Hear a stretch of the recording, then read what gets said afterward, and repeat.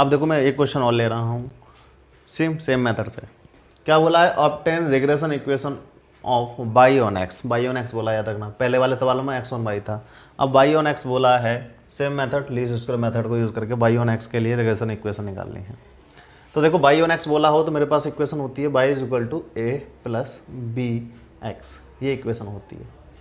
ठीक है, तो बाई यहाँ आपका डिपेंडेंट वेरिएबल है, एक्स क्या है, इंडिपेंडेंट है। अगर एक्स की वैल्यू नॉन है तो बाई की फॉर्म में मुझे इक्वेशन बनानी हो तो कैसे बनाऊंगा। ठीक है, तो ये होती है। तो एक्स की नॉन वैल्यू के लिए बाई की वैल्यू प्रेडिक्ट कर पाऊंगा इस इक्वेशन से। तो ये इक्वेशन इस फॉर्म में होती है। तो अब देखो ए और बी की वैल्यू मिल जाए, मेरा काम बन जाएगा। तो अब मेरा टारगेट होगा ए की वैल्यू के लिए, ए की वैल्यू निकालना। और ए की वैल्यू के लिए मेरे को क्या करना पड़ेगा, सेम दो नॉर्मल फॉर्म चाहिए इक्वेशन की, क्योंकि दो वेरिएबल हैं तो दो इक्वेशन चाहिए होती हैं। ए और बी है, दो अननोन है तो दो अननोन के लिए दो इक्वेशन चाहिए। तो देखो पहली इक्वेशन डायरेक्ट हम क्या करते हैं, डायरेक्ट बनाते हैं सम से। सम से बनाओगे तो यहाँ हो जाएगा समेसन बाई, दोनों तरफ सम कर दो, समेसन बाई ए कांस्टेंट है बाहर, वन का समेसन, एन वैल्यूज़ हैं, एन वैल्यूज़ के लिए वन का समेसन एन होता है। ठीक है, तो एन और ए पहले से ही था तो एन ए हो जाएगा यहाँ, प्लस बी कांस्टेंट बी बाहर, एक्स की वैल्यूज़ का समेसन क्या आएगा, समेसन एक्स, तो बी समेसन एक्स। ठीक है, अब आप क्या करेंगे, दूसरा वेरिएबल इंट्रोड्यूस करेंगे, वाई है, एक्स चाहिए तो पूरी इक्वेशन को एक्स से मल्टीप्लाई कर दो। तो पूरी इक्वेशन को एक्स से मल्टीप्लाई करेंगे तो एक्स वाई इक्वल टू आएगा ए एक्स प्लस बी, ए एक्स प्लस बी, एक्स पहले से था तो क्या बन जाएगा एक्स स्क्वायर। अब सम कर दो इसका तो ये बन जाएगा समेसन एक्स वाई। याद करने का तरीका बता रहा हूँ मैं तो, ठीक है, आप डायरेक्ट याद रख सकते हैं, अच्छी बात है। ए कांस्टेंट ए बाहर, एक्स की वैल्यूज़ का सम समेसन एक्स होता है, प्लस बी कांस्टेंट बी बाहर, एक्स स्क्वायर की वैल्यूज़ का सम क्या होगा, समेसन एक्स स्क्वायर होगा। ठीक है, तो ये मेरे पास बाई ऑन एक्स बोल दे तब हमको ये इक्वेशन बनानी है। ठीक है, यहाँ तक तो मेरे पास ये दो नॉर्मल फॉर्म आपको याद रखनी है। आते आपको बनानी आनी चाहिए, बनाना नहीं आता आपको, समझ में नहीं आ रहा बनेंगी कैसे, तो आप याद कर लीजिए इनको। ठीक है, अब देखो मेरे पास किस किस की ज़रूरत पड़ेगी सवाल में, समेसन एक्स वाई की ज़रूरत पड़ेगी, समेसन वाई की ज़रूरत पड़ेगी, समेसन एक्स की ज़रूरत पड़ेगी, सेम समेसन एक्स, और यहाँ समेसन एक्स स्क्वायर।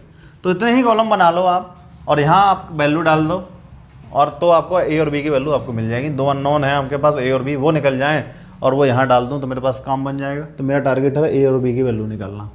तो उसके लिए टेबल बनानी पड़ेगी। तो देखो पहले एक्स चाहिए, एक्स के साथ क्या क्या चाहिए, एक्स का और दूसरा कोई वैल्यू चाहिए, एक्स स्क्वायर चाहिए, तो एक्स स्क्वायर निकालेंगे। ठीक है, और क्या चाहिए आपको, वाई का सम चाहिए ना, तो वाई का कॉलम, और अगला क्या चाहिए, एक्स वाई का सम चाहिए तो एक्स वाई का कॉलम। पीछे वाला जो सवाल कराया था मैंने एक चीज़ फालतू निकाल दी थी वहाँ। ठीक है, हमने एक्स निकाला था, एक्स स्क्वायर निकाला था, वाई निकाला था, वाई स्क्वायर निकाला था और एक्स वाई निकाला था, ये चीज़ निकाली थी। ये टेबल जब बनानी है, वैसे बना दो, इसमें भी बना दो तब भी कोई दिक्कत नहीं है। ये टेबल जब बनानी है जब एक ही सवाल में बोल दे एक्स ऑन वाई और वाई ऑन एक्स, तो हमें यहाँ पर एक्स स्क्वायर भी निकालना होता है। और पिछले सवाल में क्या था, एक्स ऑन वाई था तो यहाँ क्या था, वाई स्क्वायर था। ठीक है, तो दोनों स्क्वायर की जरूरत पड़ती है, इसलिए हम दोनों निकालते हैं। तो पिछली टेबल जो है, अगर एक ही सवाल में दोनों चीज़ पूछ ले या फिर यहीं पे दोनों चीज़ पूछ ले कि x on y, y on x निकालिए, तो आपको एक वाई स्क्वायर की जरूरत और पड़ेगी। तो आप क्या करेंगे, वाई स्क्वायर का कॉलम और इंट्रोड्यूस कर देंगे, बस सिर्फ इतना। एक ही टेबल से दोनों इक्वेशन सॉल्व हो जाएंगे, एक्स ऑन वाई भी, वाई ऑन एक्स भी। लेकिन यहाँ नहीं पूछा है तो आप फालतू में कॉलम मत बढ़ाइए और टाइम ख़राब मत कीजिए। ठीक है, इतनी ही वैल्यू आपको चाहिए तो इतने ही निकाल लो आप, जितनी रिक्वायरमेंट है उसी पे काम कीजिए। 1 2 3 4 5। पिछले सवाल में एक्स स्क्वायर के कॉलम की कोई ज़रूरत नहीं थी, आप हटा दोगे वहाँ से कोई दिक्कत नहीं है। ठीक है, लेकिन यहाँ एक्स स्क्वायर का सम चाहिए, यहाँ चाहिए तो यहाँ ज़रूरत पड़ेगी।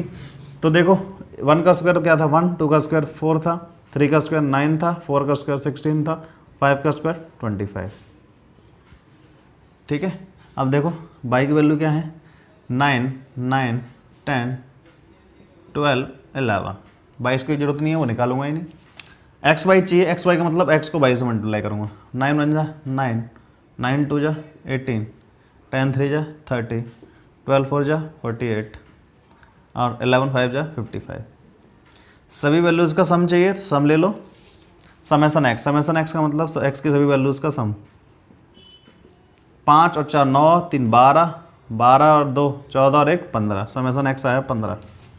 समेसन एक्स स्क्वायर चाहिए 25 और 16, 25 और 16 कितने होते हैं 41, 41 और 9, 41 और 9 50, 54, 54 और 1 55, ठीक है। और n की वैल्यू कितनी है आप चेक कर लीजिए, नंबर ऑफ ऑब्जर्वेशन कितनी है 1 2 3 4 5, तो n की वैल्यू यहाँ 5 है, ठीक है।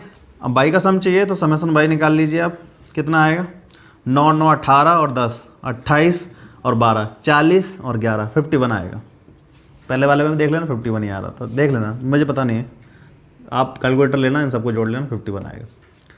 X y summation x y जोड़ लो, कैलकुलेटर लो, जोड़ लो, 9 और 18 कितना होगा 27, 27 और 20 कितना होता है 57, 57 में 48 जोड़ोगे, 57 में 48 जोड़ोगे 8 7 15, 5 और 4 9 और 1 10, 105, 105 में 55 जोड़ोगे 160 आएगा, ठीक है। तो बन गई टेबल।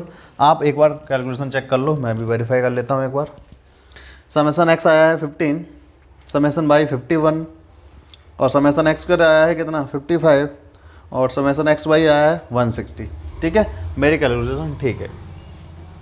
अब आप क्या करेंगे, इसके नीचे ये तो टेबल होगी, टेबल के नीचे ये लिखना था y ऑन x, इक्वेशन क्या होगी ये होगी, and two normal equations are, ये होंगी, ठीक है। इसमें मुझे जो जो वैल्यू चाहिए वो मैंने टेबल में कैलकुलेट कर ली। अब मैं सभी वैल्यूज़ को पुट कर दूंगा यहाँ, इक्वेशन थर्ड एंड फोर्थ। पहले आप सभी वैल्यूज़ लिख लो, वैल्यूज़ क्या क्या आई हैं, n 5 आया है, ठीक है। समेसन x कितना आया है 15 आया है, समेसन एक्स स्क्वायर कितना आया है 55 आया है, समेसन y कितना आया है 51 आया है, और समेसन एक्स वाई कितना आया है 160 आया है। तो पुट ऑल दीज वैल्यूज़, आप लाइन लिखेंगे पुट ऑल दीज वैल्यूज़ किसमें, in equation third and fourth.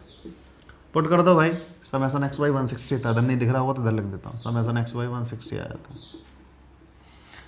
डाल दो भाई सारी की सारी वैल्यूज़ को इन दोनों इक्वेशंस में। समेसन वाई कितना आया था बेटा मेरा 51, एन नंबर ऑफ ऑब्जर्वेशन कितनी थी 5, और 5 को ए से मल्टीप्लाई करूँगा तो 5a हो जाएगा, प्लस बी कॉन्स्टेंट था b as it is, summation x कितना है 15, तो 15b हो जाएगा ये, ठीक है। इसको नाम दे दो इक्वेशन फिफ्थ। अब समेसन एक्स वाई कितना था 160 बराबर, यहाँ कितना था a समेसन एक्स 15 था, a से मल्टीप्लाई करूँगा तो 15a हो जाएगा, plus x b summation x square कितना था 55 को b से मल्टीप्लाई करूँगा कितना आएगा 55b स्क्वायर आएगा, 55b एक्स की वैल्यू कितनी है समेसन की 55 को b से करूँगा तो 55b आएगा। ये हो गया मेरे पास इक्वेशन 6, ठीक है। अब देखो टेबल का मुझे कोई यूज़ नहीं है, टेबल तो पेपर में बनानी है, मेरे पास स्पेस नहीं है, मैं इन दोनों इक्वेशन को सोल्व करने के लिए ये यहाँ से हटा रहा हूँ, ठीक है। तो आपने टेबल कॉपी कर ली होगी, स्क्रीनशॉट ले लेना, अपने आप कैलकुलेशन करना बाद में और मैच करना आपने कैलकुलेशन सही किया है कि नहीं। अब देखो मैंने बोला कि दो इक्वेशन, दो वेरिएबल, दो अननोन थे ए और बी, उसके लिए दो इक्वेशन चाहिए, वो होती है ये दोनों नॉर्मल इक्वेशन। एक्स और वाई के लिए क्या थी, वाई और एक्स के लिए क्या क्या है, ध्यान से याद रखना है इनको, ठीक है। बनानी आती है तो अच्छी बात है, नहीं आती तो याद कर लो, बनाना मैंने बता ही दिया था। देखो अब देखना ध्यान से, मुझे इन दोनों को इक्वेशन को सोल्व करना है तो कोई एक सेम होना चाहिए। यहाँ 15a है, यहाँ 5a है, यहाँ 15b है, यहाँ 55b है, कोई भी एक भी कोएफिशिएंट सेम नहीं है, ना तो a का सेम है ना ही b का सेम है, तो सेम बना लो। सेम बनाना किसका आसान है, जो छोटे हो उनको ही सेम बना लिया करो। a और a वाले जो हैं वो छोटे छोटे हैं, इनको बना लो सेम। 5 एक जगह 5 एक जगह 15 है, दोनों जगह सेम बनाना है तो 5 और 15 का एलसीएम ले लो, कितना आएगा 15 ही आएगा, ठीक है। 5 से 15, तो मुझे दोनों जगह 15 बनाना है। तो देखो यहाँ तो 15a पहले से ही है, यहाँ 5a है, 5a को 15a बनाना है, 5 को 15 बनाने के लिए किससे मल्टीप्लाई करना पड़ेगा 3 से, तो पूरी जो इक्वेशन होगी ये वाली पूरी इक्वेशन 3 से मल्टीप्लाई होगी, ठीक है। दोनों तरफ मेरे को क्या करना है 3 से मल्टीप्लाई करना है, और फिर घटा देनी है किसमें से, इस वाली इक्वेशन 6 में से। तो आप लिखेंगे मल्टीप्लाई इक्वेशन 5/3, 3 से मल्टीप्लाई करना है एंड घटा देना है, सब्सट्रैक्ट फ्रॉम किस में से, इक्वेशन 6 में से, ठीक है। तो देखो अब 3 से मल्टीप्लाई करूंगा तो 3 एकम 3, 3 पंजे 15, 153 हो गया ये, बराबर 5 को 3 से करूँगा तो 15A हो गया, प्लस 15 को 3 से करूँगा 15B था ना, 3 से मल्टीप्लाई करूँगा, सारी टर्म्स 3 से मल्टीप्लाई होंगे, ठीक है, 45B हो जाएगा, ठीक है। अब ये वाली तो एज रखनी है, ठीक, ऊपर वाली इस वाले में से घटाना था तो ये ऊपर लिख लेना 160 और 15A प्लस 55B, ठीक है। मैंने फिफ्थ को घटाया सिक्स्थ में से, तो पहले सिक्स्थ लिखनी है और फिफ्थ को मैं 3 से मल्टीप्लाई करके उसके नीचे लिख दूंगा। अब घटा दो उसको, माइनस माइनस माइनस, ध्यान से देखना, ये सेम बन गया था तो कट गया। 55 में से 45 घटाओ कितना बचेगा, 10B। 160 में से 53 घटाओगे, 160 में से 53 घटाओगे 7 बचेगा, तो B की वैल्यू आई 7/10, जो कितनी आई 0.7, तो B की वैल्यू है भैया 0.7। अब A की वैल्यू चाहिए तो आप किसी एक इक्वेशन में B की वैल्यू पुट कर दीजिए।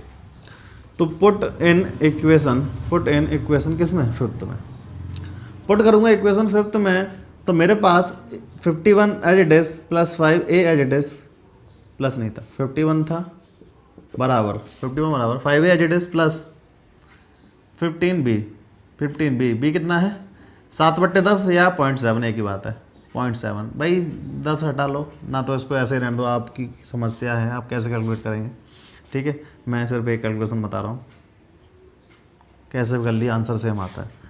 मल्टीप्लाई करना था 0.7 से, 15 को 7.7 से कैलकुलेटर मल्टीप्लाई करना 10.5 आएगा, ध्यान से मल्टीप्लाई करना। 15 × 90 7 105, 105 होता है ना, एक संख्या के बाद पॉइंट है तो एक संख्या के बाद लग जाएगा, तो 10.5 आएगा। तो 10.5 प्लस का इधर किसका हो जाएगा, माइनस का, तो 5A = 51 माइनस 10.5, ये प्लस का था, इधर आके 51 में से माइनस हो गया, ठीक है। अब 51 में से 10.5 माइनस करना, 51 में से 10.5 माइनस करना, 0.5 यहाँ 0.0 ले लो, 0.0 में से कैलकुलेटर लेना, अब मैं डायरेक्ट कर रहा हूँ, ठीक है, अलग करके दिखा देता हूँ। 51.0 ले लो, ये कितना है 10.5, यहाँ से कैरी लिया 10 में से 5 गए 5, पॉइंट एज कैरी ले चुके थे तो 0 में से 0 गया 0, यहाँ कितने बच्चे 5 में से 1 गया, कितना बच्चे 4, 40.5। तो आपके पास सॉल्व करके आएगा कितना 40.5, ये आ गई आपके पास 5A की वैल्यू। A की वैल्यू चाहिए तो 40.5 डिवाइड बाई 5, 5 से काट लो, ठीक है, तो 8.1 आएगा। तो A की वैल्यू आई आपके पास कितनी 8.1। कैलकुलेटर लीजिए और सॉल्व कीजिए तो आपके पास यही वैल्यू आएंगी A और B की, A और B की वैल्यू आ गई। तो जो रिक्वायर्ड इक्वेशन थी आपके पास ये, उसमें पुट कर देना। सो आप लाइन लिखेंगे क्या, इसके बाद इसके नीचे, इसी के नीचे जगह नहीं मेरे पास, रिक्वायर्ड इक्वेशन क्या थी, y = A कितना आया है 8.1 प्लस B कितना आया है मेरे पास 0.7, और यहाँ क्या था B के साथ x था। तो आपकी जो रिक्वायर्ड रिग्रेशन इक्वेशन थी वो क्या थी, क्या आई है मेरे पास 8.1 प्लस 0.7x, यही आपके पास क्या है फाइनल रिक्वायर्ड इक्वेशन है, ठीक है। इक्वेशन आ गई। अब यहाँ x की किसी भी गिवन वैल्यू के लिए y की वैल्यू आराम से प्रेडिक्ट कर सकता हूँ, ठीक है। मैं आपसे बोलूँ x की वैल्यू 160 है तो y की वैल्यू बताओ, तो आप x की वैल्यू से 160 डाल देना, y की वैल्यू निकल आएगी, ठीक है। तो ये रिग्रेशन इक्वेशन है y ऑन x, ठीक है। y की वैल्यू निकालनी है आपको यहाँ, जब x नॉन हो तो इस फॉर्म में इक्वेशन लिखनी हो तो ऐसे बनती है।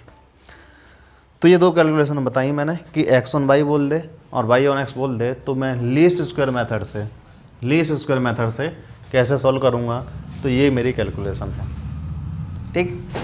अब ये मेथड से मैंने बताई यहाँ दो नॉर्मल इक्वेशन बना के, एक पेयर ये था, एक पेयर पीछे वाला था, x ऑन y बोल दे जब। अब मैं पहले बताऊंगा अगर मुझे रिग्रेशन कोफिशिएंट से मुझे लीस्ट स्क्वायर मेथड वाले तरीके से ही वैल्यू निकालनी हो तो कैसे निकालेंगे, तो आप इसको याद रखिए पहले, ठीक है। अब मैं रिग्रेशन कोफिशिएंट बताऊंगा और फिर बताऊंगा अगर रिग्रेशन कोफिशिएंट यूज़ करके मुझे सवाल सॉल्व करने हो, कैलकुलेशन करनी हो तो कैसे इस्तेमाल करूँगा, ठीक है। पेपर में वहाँ बोलता है using regression coefficients find the regression equation x on y and y on x, तो आपको रिग्रेशन कोफिशिएंट यूज़ करना है वहाँ। लीस्ट स्क्वायर मेथड बोल दे तो आप ऐसा कर यूज़ कर लीजिए, ठीक है। एक सवाल और करा दूंगा लीस्ट स्क्वायर मेथड का रिग्रेशन कोफिशिएंट यूज़ करके, ठीक है, वरना आपको ऐसे सॉल्व करना है। ठीक है, तो मिलता हूँ नेक्स्ट वीडियो में।